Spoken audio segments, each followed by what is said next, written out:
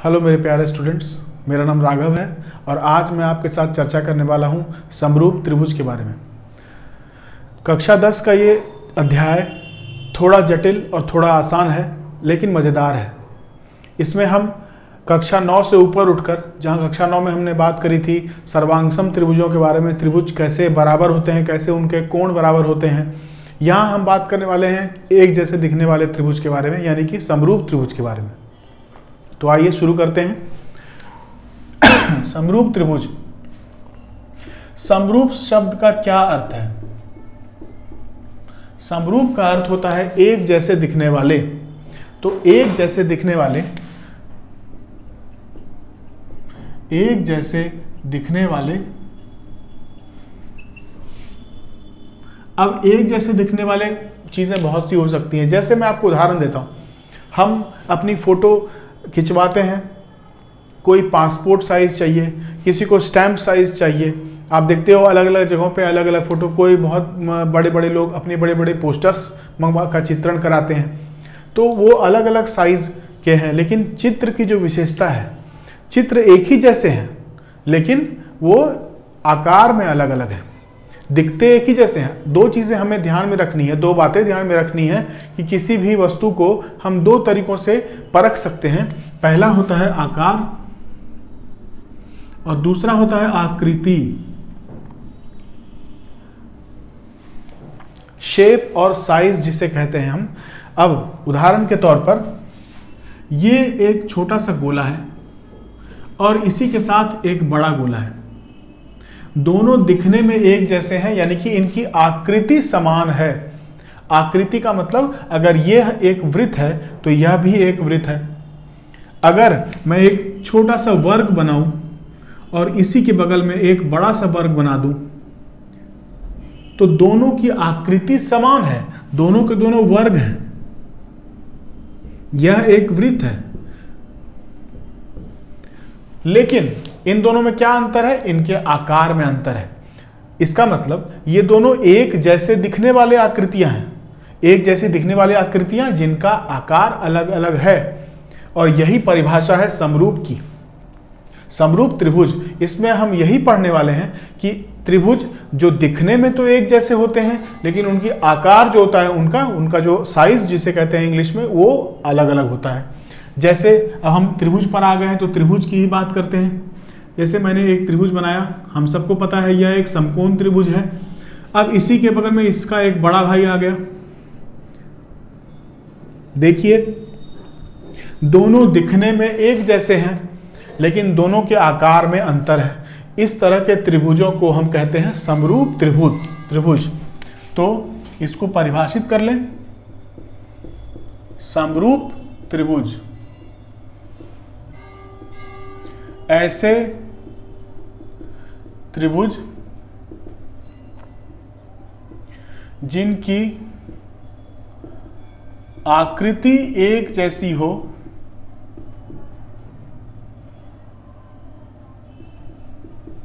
परंतु आकार अलग अलग हों।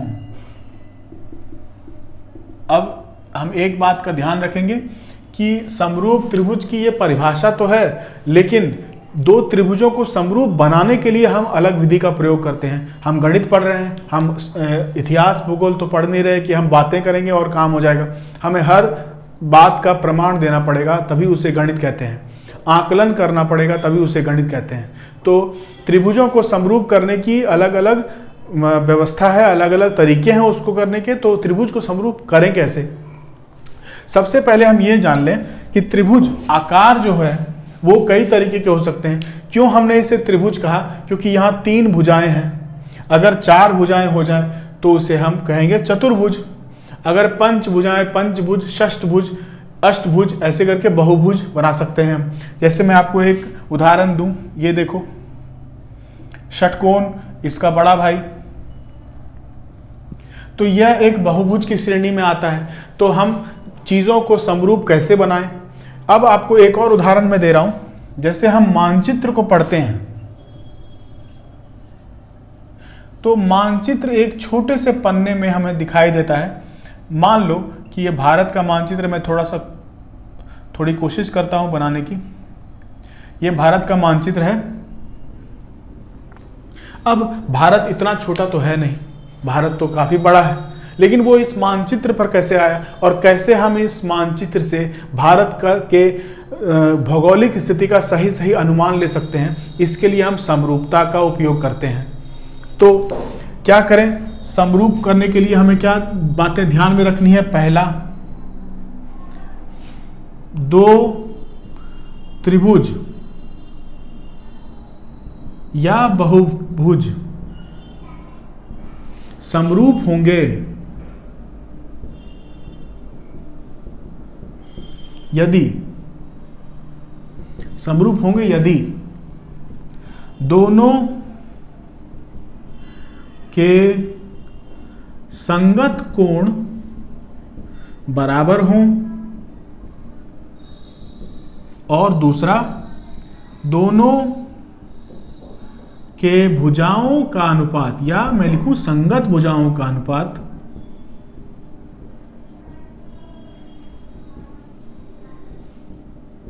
बराबर हो। संगत भुजाओं का अनुपात बराबर होना चाहिए। क्या समझा हमने इससे?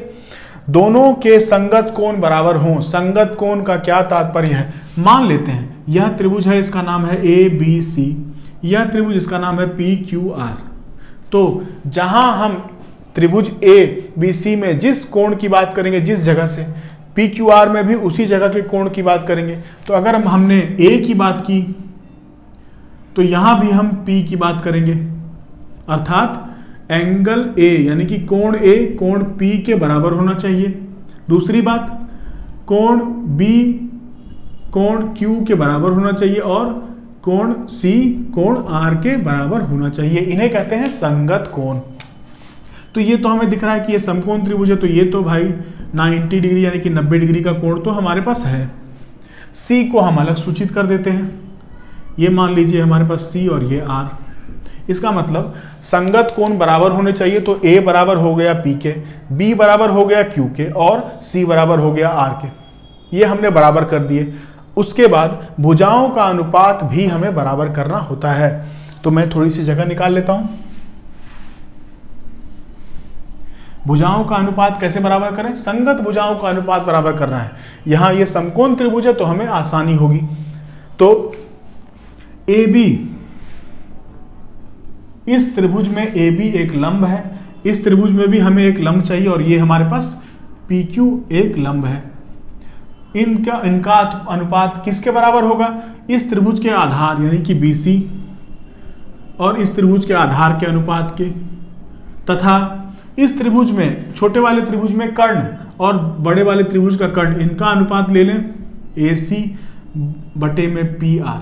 यह अनुपात भी बराबर होना चाहिए, तभी दोनों त्रिभुज को हम संगत कर सकते हैं। अच्छा, अब हमारे पास बात आती है बहुभुज, जो हम यहां पर, जो मैंने ये छोड़ दिया था, इसे मैं वापस लेकर आ रहा हूं। बहुभुज के बारे में हम बात करें तो यहां बहुत सारी भुजाएं होंगी। मान लो रेल की पटरियां बना रहे हैं, भारत में रेल बहुत सारी चलती हैं, 63,000 किलोमीटर के आसपास भारत का रेल परिवहन है। तो रेलवे लाइन, पूरी की पूरी रेलवे लाइन तो हम मैप पर ला नहीं सकते, मानचित्र पर ला नहीं सकते। तो हम क्या करें, उसका छोटा एक पैमाना रखें। तो उसे क्या कहते हैं हम? स्केल गुणक। स्केल गुणक बहुभुज में के किसी एक संगत भुजा या संगत भुजाओं के अनुपात को स्केल गुणक कहा जाता है।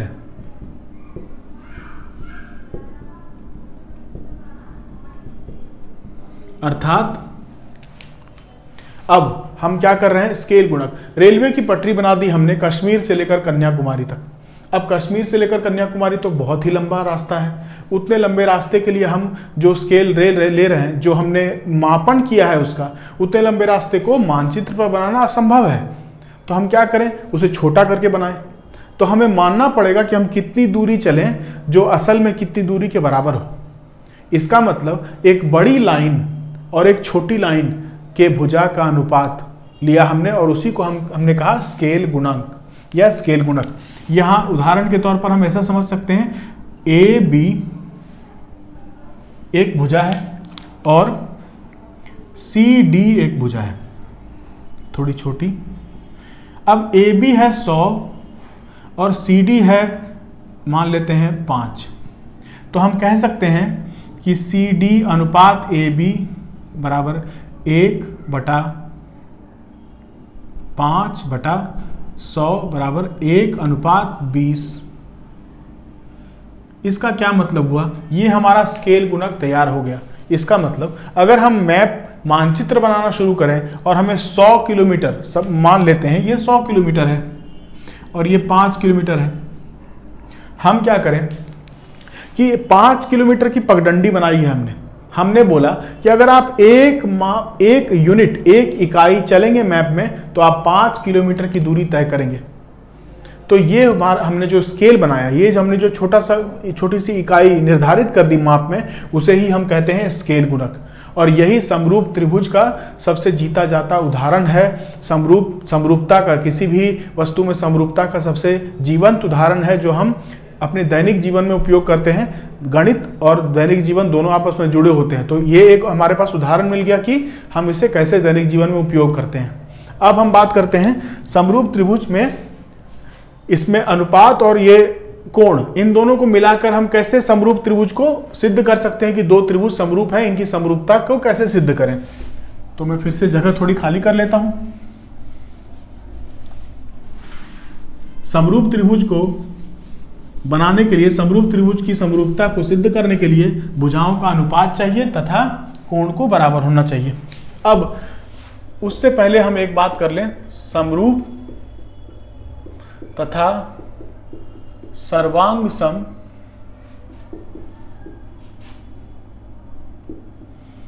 में अंतर। कई बार हम इसमें फंस जाते हैं कि समरूप क्या होता है और सर्वांग सम क्या होता है। तो सर्वांग सम का अर्थ, समरूप का अर्थ हमने देख लिया, एक जैसे दिखने वाले। सर्वांग सम को भी हम थोड़ा संधि विच्छेद कर दें, सभी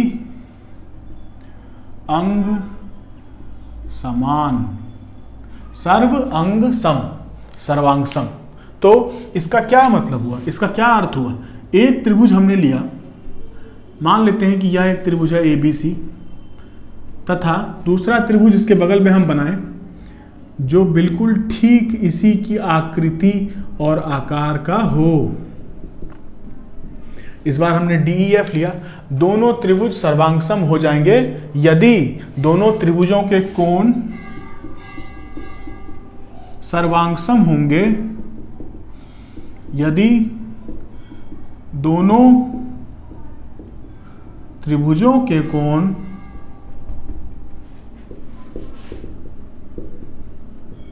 बराबर हों।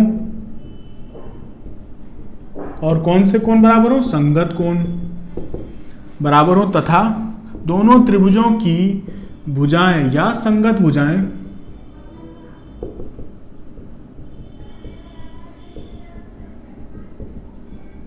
बराबर हो। संगत भुजाएं बराबर हों और संगत कोण बराबर हों। वहां हमने क्या किया था, समरूप में हमने भुजाओं का अनुपात बराबर किया था, और सर्वांगसम में हम भुजाओं को ही बराबर कर देंगे। अर्थात एक त्रिभुज दूसरे त्रिभुज पर रखे जाने पर